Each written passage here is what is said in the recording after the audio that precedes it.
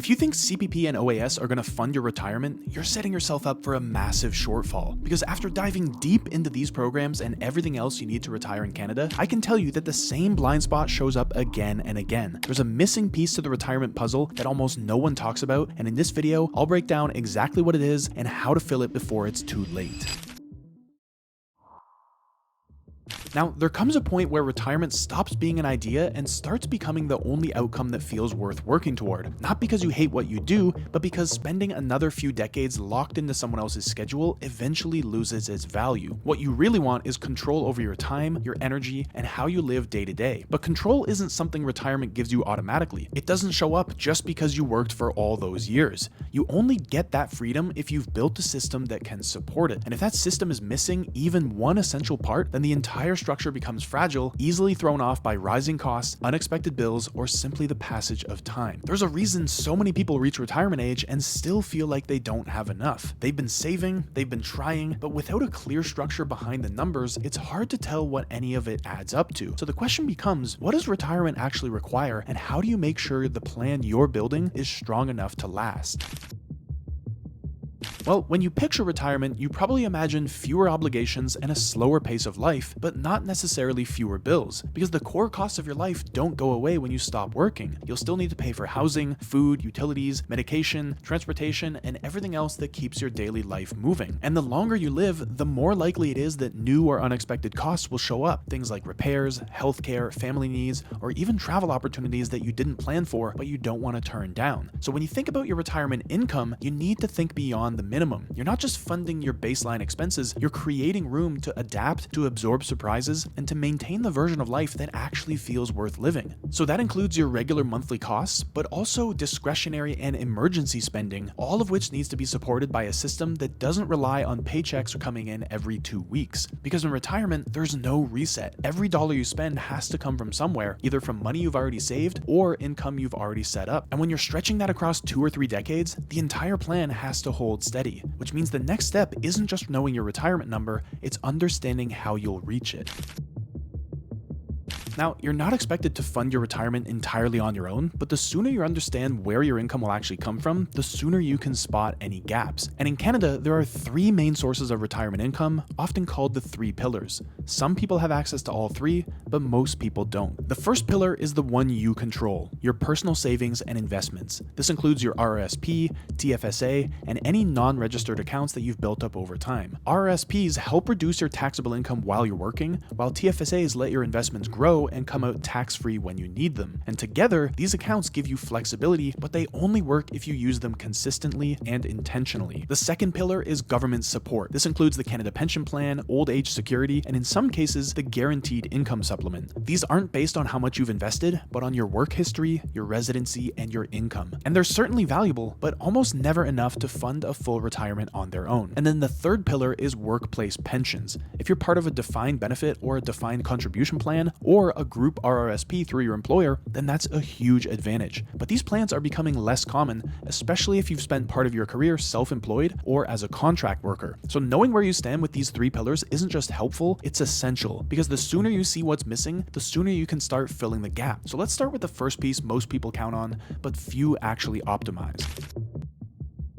OAS is one of the few government benefits you don't have to earn through work. It isn't based on your income or how much you've contributed, it's based on where you've lived and for how long. If you've lived in Canada for at least 10 years after turning 18, you'll qualify for at least partial OAS once you reach the age of 65. And if you've been here for 40 years or more, you'll receive the full amount. The payments are set nationally, adjusted every quarter to keep up with inflation, and they're sent out monthly. But even though the rules are simple, most people still don't know how much they're actually entitled to, so they either overestimate what they'll get or they don't realize that they could be eligible at all. And if your income in retirement is on the lower side, there's a second layer built into the program, which is the Guaranteed Income Supplement, or GIS. This is a tax-free top-up that automatically gets added to your OAS if your income falls below a certain level. You don't need to apply for it separately, and you don't need to pay it back. It just shows up if you qualify, and for many lower income retirees, it makes a real difference. But still, even with both of these programs combined, the total amount you receive is rarely enough to fund your retirement on its own. OAS and GIS are there to provide stability, but not to carry the full weight of your plan.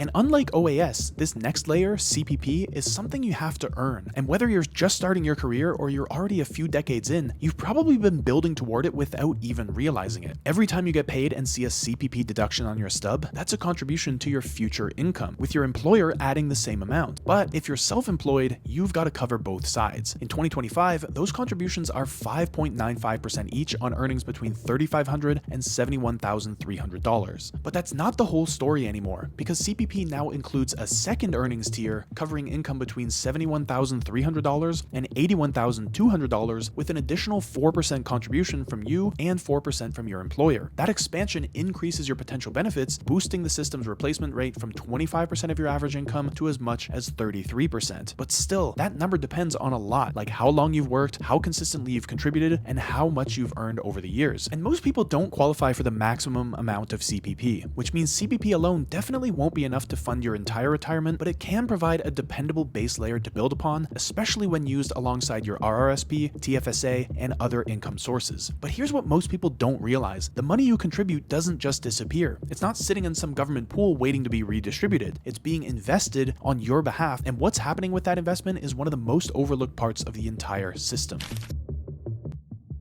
When you see CPP taken off of your paycheck, it's easy to assume that it just vanishes into the government's account. But that's not how it works. Every dollar you contribute is being invested strategically, globally, and with long-term performance in mind. However, that wasn't always the case. Back in the 60s, CPP was actually a pay-as-you-go system where today's workers paid in and retirees collected that money immediately. But as the population aged, that model became unsustainable. So in 1997, the government created CPP Investments, an independent organization tasked with managing contributions like an actual pension fund. And since then, CPP Investments has built one of the largest and most sophisticated portfolios in the country. They invest across public equities, private equity, infrastructure, real estate, and credit, not just in Canada, but all over the world. And the goal is to grow the fund steadily and responsibly over decades. And there's no end in sight. CPP now manages over $500 billion in assets, with average returns of around 10% a year over the last decade. And the most recent actuarial report confirmed that CPP is fully funded through until at least 2097. So that deduction you see every month is not a tax. It's a globally diversified investment that's quietly working in the background to support your future. But knowing it's invested isn't the same as knowing what you'll actually get out of it. And that brings us to the number most people care about, which is how much do you actually get back? Well, that answer depends on three things: how much you earned, how long you contributed, and when you choose to start receiving CPP payments, because the more years you pay in and the higher your income, the more you'll receive. But even with decades of steady contributions, there's still a maximum ceiling. In 2025, the maximum monthly benefit at age 65 is about $1,365, or just under $16,400 a year. But very few people hit that number, and the average Canadian retiree collects around half that, or about $779 a month, or roughly $9,300 a year. And so that gap between the maximum and the average highlights how critical your personal work history really is. And keep in mind that CPP is taxable income. So if you're also collecting OAS, drawing from your RRSP, or receiving a workplace pension, your combined income will affect what you keep after tax. And timing is important as well. You can start receiving CPP as early as 60, or you can wait until 70. Starting early means you'll receive smaller monthly payments over a longer period of time, while delaying means you'll receive larger monthly payments, but for a fewer number of years. So if you want a clear number based on your history, don't guess. Log into your My Service Canada account to see your personalized estimate, because while CPP can absolutely be a stable foundation, it won't carry your entire retirement on its own. Which means the real question isn't just how much CPP will pay you, it's whether, when you stack it with everything else you've built, you're on track to actually hit the income you need. And to answer that, you'll have to put all these pieces together.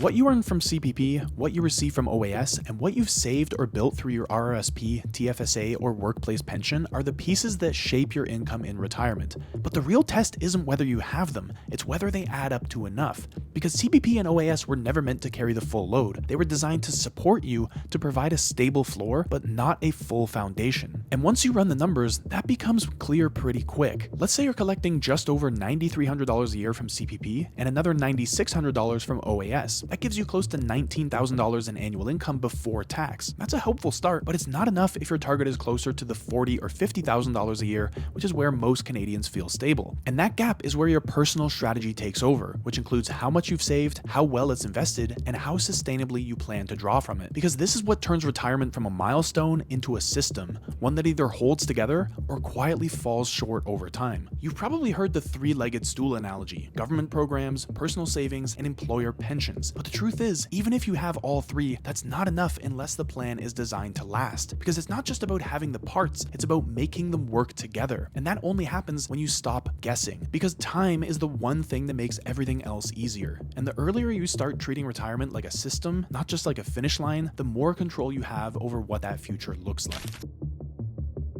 So now you know how even a solid plan can quietly fall apart if the numbers don't line up, and how CPP, OAS, and your personal savings all need to work in sync to keep you stable. But even if you've nailed that, there's something else that will have a massive impact on your financial well-being over the long run, but this one needs your attention now. It's hiding in plain sight, but it's not a new job or a side hustle. It's the card you use every time you spend. Because using the right credit card can turn the money you're already spending into free travel, premium perks, and real value that compounds year after year, and that can make a serious difference when it comes to your retirement. So to find out how to earn the maximum amount of rewards for your lifestyle to ensure you're set up for success in retirement, watch this video next.